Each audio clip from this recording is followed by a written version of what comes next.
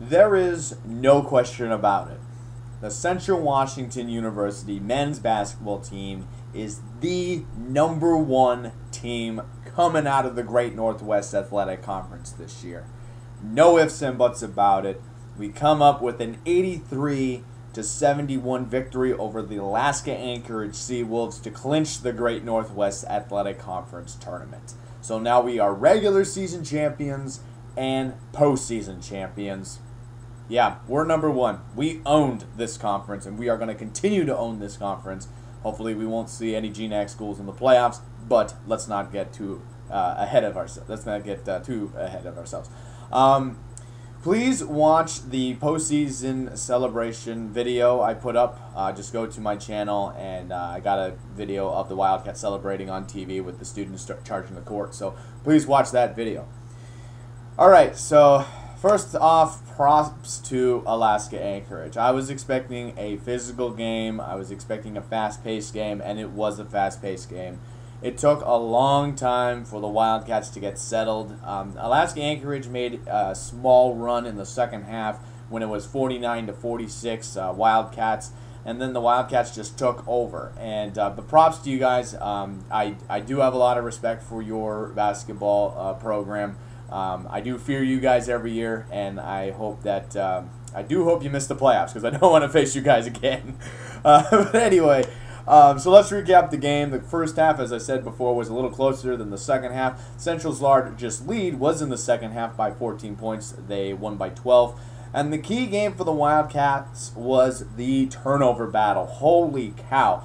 The University of Alaska Anchorage Seawolves turned the ball over 18 times compared to Central Washington's 6 turnovers. Also, there was no Wildcats or Alaska Anchorage Seawolves got into foul trouble, so that wasn't a factor as well. A very well-handled game by the Wildcats as they have great ball control.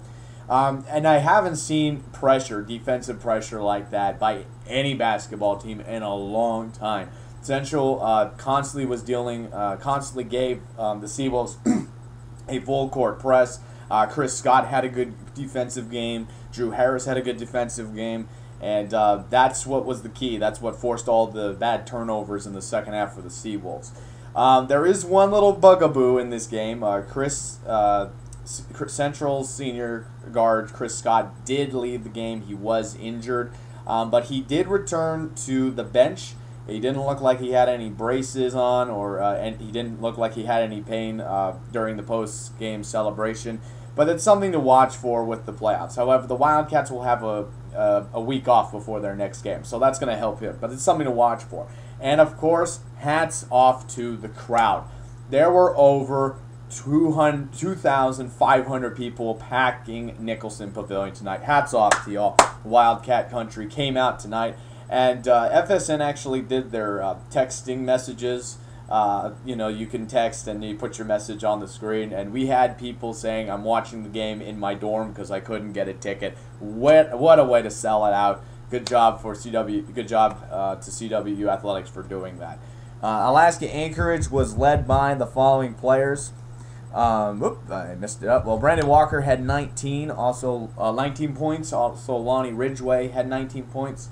Also, Mario Gill, I believe he had 11, and Taylor Roddy. I heard that's how the announcers said his name, so I hope that's the way that you pronounce his name. But that's the guy I was talking about that you needed to keep in check, and that was the guy that kept going off against Central.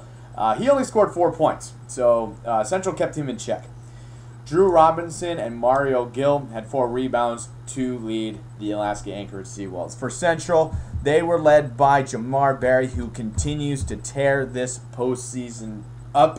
25 points. Chris Sprinker had 19. And you know what, Chris Scott, you've proven to me this last couple of games that you are, in fact, a scorer. I appreciate you making me eat my words. I viewed you, if you come across this, I've always viewed you as a defensive type player, a guy that has a lot of hustle and is going to put pressure, full court pressure on the opposing team. But these last couple of games, you have appeared on the score sheet, and you've proven to me that you can score. So good job for that.